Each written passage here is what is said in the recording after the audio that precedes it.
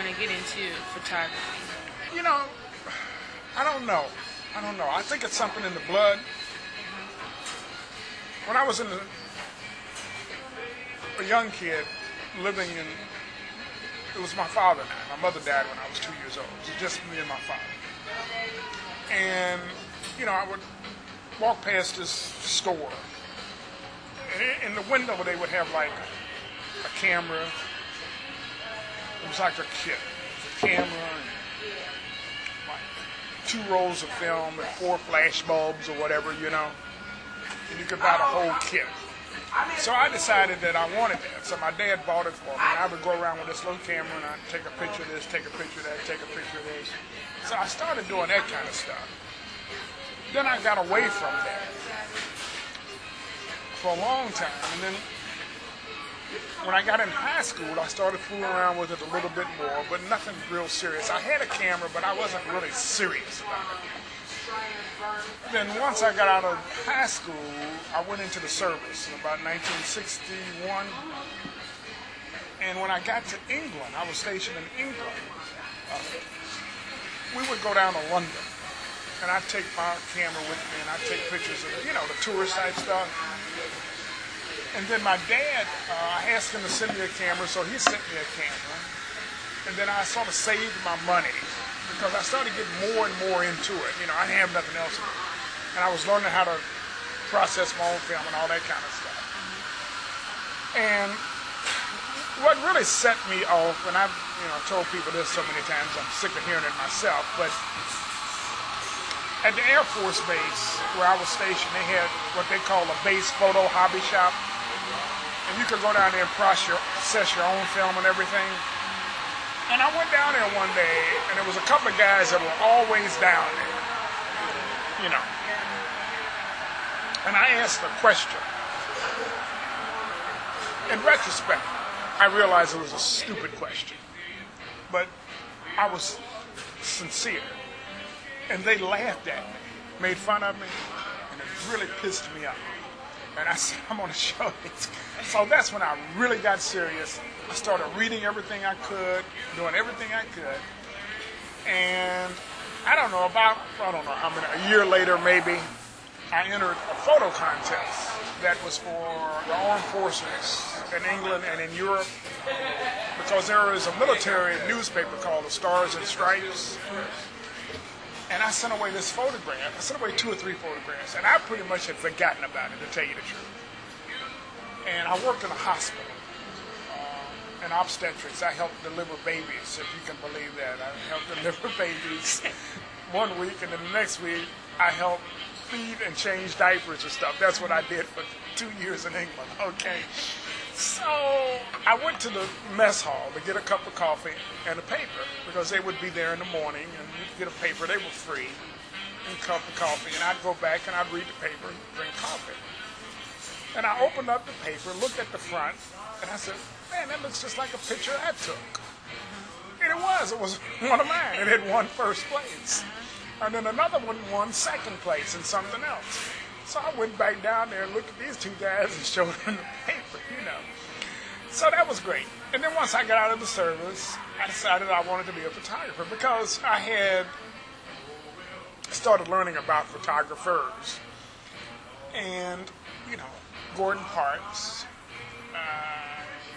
Richard Avedon, W. Gene Smith were some of the photographers I learned about and whose work I started looking up to see their work.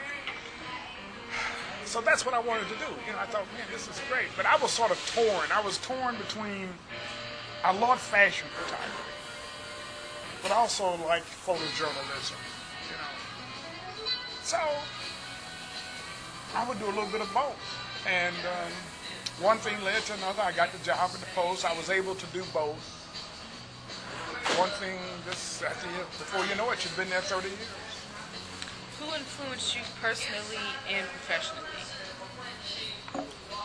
Well, when you say personally,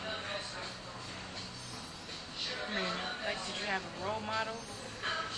Yeah, well, my role model, artistically, Miles Davis. It's a great influence, because I loved the way he carried himself. I mean, he had some bad qualities, but he also had some really good qualities. And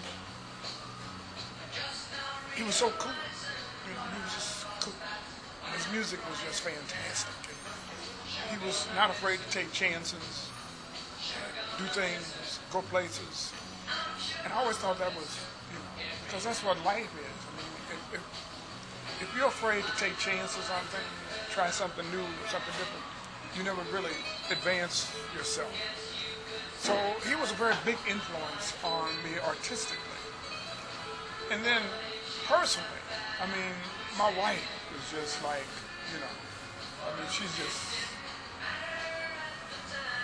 worth a gazillion dollars because she was so supportive of what I wanted to do. I mean, she understood what I was trying to accomplish. And no matter what if I said, well, I would call up and say, her name is Brenda. I mean, the first thing, I really wanted to travel. I wanted to go somewhere where things were dangerous and different, And I called up and I said, well, Brenda, guess what? I'm going to go to El Salvador. She said, okay, what can I do to help? And she was always like that. And it's really important to have somebody like that. So she's just been, between her and, I mean, I can't say enough about her. Sweet. What do you know about the black press as far as black newspapers, historically black, Well, I mean, I don't know what I know. I know of,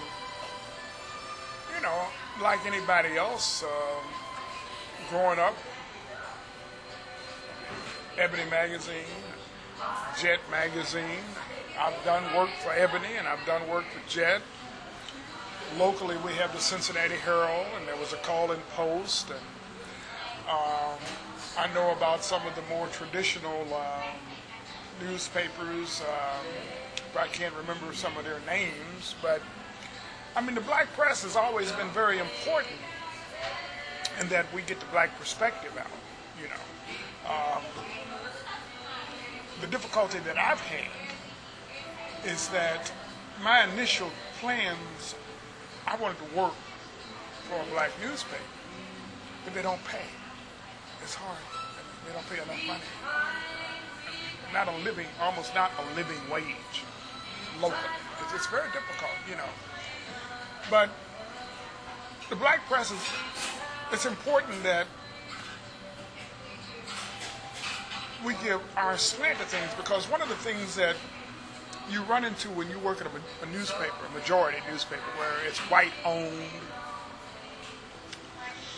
is that they don't understand our culture. See, black people, we have a culture. And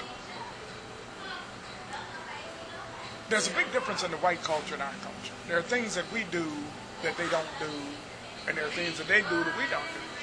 But if we can't present the things that are important to us, then we have to have alternative means to write about them and talk about them and that type of thing. And that's one of the frustrations of when you work for the majority, when you work for a newspaper that's not sympathetic to what you're about, It's little things. I mean, it's like, I don't know about you, but a lot of people I know, African Americans, we tend to play our music loud and talk over it, and they tend not to, We just have a different way of doing things, and some of the things that, if they don't understand it, if the editors don't understand it, then it's not important to them. So if it's not important to them, then they think it's not important. And I think that that's where they go wrong, because they lose a large segment of the population, because, I want to see something that reflects me, reflects my life. So the only thing that I could do was that I would take advantage of the opportunity to